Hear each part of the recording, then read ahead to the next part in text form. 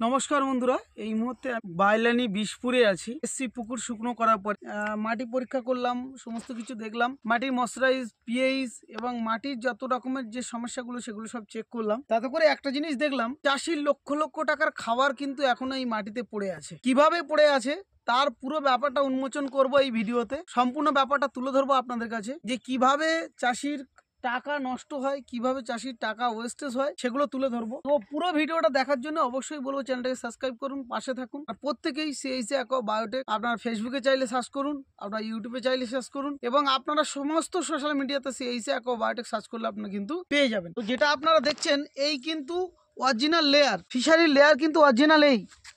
এখান থেকে যখন ফিশারি শুরু করা হয়, এই দেখুন মধ্যখানে কিন্তু একটা উঁচু ঢিবি হয়ে গেছে। এই ঢিবি অন্য কিছু নেই, এখানে কিন্তু অলরেডি যা যা খাদ্য সেগুলো ওয়েস্টেজ হয়েছে, নষ্ট হয়েছে। এর মধ্যে আছে সেই লক্ষ লক্ষ টাকা খরচা করা চাষিদের সেই টাকার অর্থের বিনিময়ে কিন্তু কেমিক্যাল কি আছে এখানে, হাজার হাজার কেজি ব্লিচিং, চুন, মানে যতদিন ধরে কালচার হচ্ছে কয়েকশো কেজি চুন পড়েছে, কয়েকশো কেজি ব্লিচিং পড়েছে, এবং সঙ্গে তো প্রোবায়োটিক মিনারেলস দুটো অ্যান্টোনার মতো সেগুলো তো অটোমেটিক পড়েছে। 3 ফুট অবধি মাটি আমরা টেস্ট করলাম, এখানে ময়শ্চারাইজের গল্প, এখানে পিএইচের গল্প, কোনো কিছুতেই কিন্তু সঠিক যেটা পাওয়ার দরকার সেটা কিন্তু নেই। তো আজকে আমি আপনাদেরকে আরো সুন্দর করে দেখাতে বলবো রাজীববাবুকে, যে কি হারে এখানে পড়ে রয়েছে। এই জায়গাটা যদি আপনার ভেনামি চাষের পরে, এই দেখুন এগুলো কিন্তু নরম হয়ে রয়েছে, মানে এগুলো পাচ্ছেন পুরোটাই কিন্তু নষ্ট হয়ে রয়েছে, খাদ্যর অবশিষ্ট অবাঞ্ছিত পড়ে থাকা জিনিসগুলো। এই মাটিটা কি হয়, এটা কিন্তু আমি লক্ষ লক্ষ টাকা খরচা করে কি করলাম, মাটিটা ঢিবি করলাম। এই মাটিটা আবার কিন্তু চাষের আগে কিন্তু আবার তুলে নিতে হবে। এটা প্রত্যেকটা জায়গায় করে, মেদিনীপুরও করে, উড়িষ্যাও করে। আজকে হাসনাবাদ তো পুরো জলাঞ্জলি গেছে, পুরো সর্বনাশ হয়ে গেছে, সর্বশান্ত হয়ে গেছে। কি বানাবে, এই মাটিটা তোলার জন্য ট্রেক্টর খরচা, এই মাটিটা তোলার জন্য যে ডোজারের যে খরচা, সেখানে কিন্তু আরো প্রায় 5 থেকে 6 হাজার টাকা চলে যাবে। এই মাটিটা আবার তুলবে, গুটিয়ে ছেটে রেডি করবে, প্লেন করবে। ফ্রেন্ডস, এইগুলো আর কতদিন চলতে থাকবে? খাদ্য আনলিমিটেড দেওয়া, আনলিমিটেড খাদ্য দেওয়ার ফলে সেই খাদ্য এখানে জমে জমে কি অবস্থা, আনলিমিটেড কেমিক্যাল দেওয়ার ফলে এই মাটিতে মুখ দিতে পারে না মাছ। এইভাবে চলতে থাকলে আগামী দিনে কিন্তু চাষি আরও পরিমাণে কিন্তু নষ্ট হবে।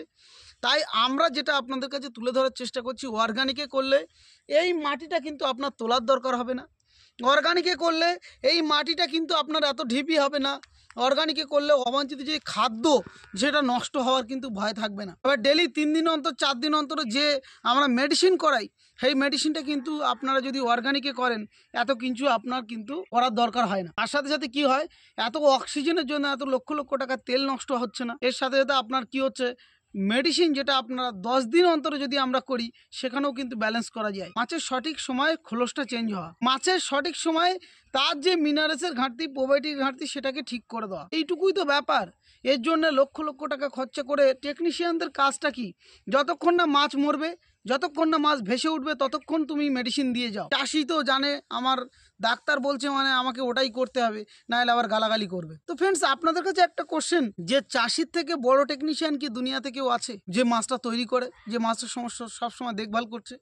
হঠাৎ করে একটা টেকনিশিয়ান 1 সপ্তাহ পরে এসে বলছে আপনার মাছের এই প্রবলেম। চাষি কিন্তু সব থেকে বড় টেকনিশিয়ান, সেই চাষিকেই কিন্তু আজকে ধোকা দিয়ে আজকের এই লক্ষ লক্ষ টাকার কিন্তু মাটি আজকের পড়ে আছে, যেগুলো মাটি নয়, খাঁটির টাকা। এই টাকাগুলো নষ্ট হয়েছে কেমিক্যালের জন্য। তো এই কেমিক্যাল বিরুদ্ধে আমাদের লড়াই ফ্রেন্ডস, যেই জন্য আমাদের ট্যাগলাইন, আসুন আমরা সবাই মিলে কেমিক্যাল মুক্ত ভারত গড়ি। এই কেমিক্যালের বিরুদ্ধে আমরা কিন্তু আজকে চাষ করছি। ভেনামি চাষ বলেন, বাগদা চাষ বলেন, সাদা মাছ চাষ বলেন, টেংরা চাষ বলেন, ডিম পোনার চাষ বলেন। তো আপনারা এগিয়ে আসুন, আপনারা অবশ্যই কমেন্ট করবেন।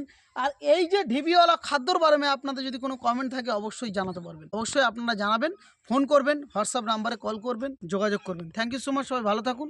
আরও কিছু তুলে ধরবো চাষিদের সমস্ত সমস্যা নিয়ে আপনাদের এই চ্যানেলে। ততক্ষণের জন্য সবাই সাথে থাকবেন। নমস্কার।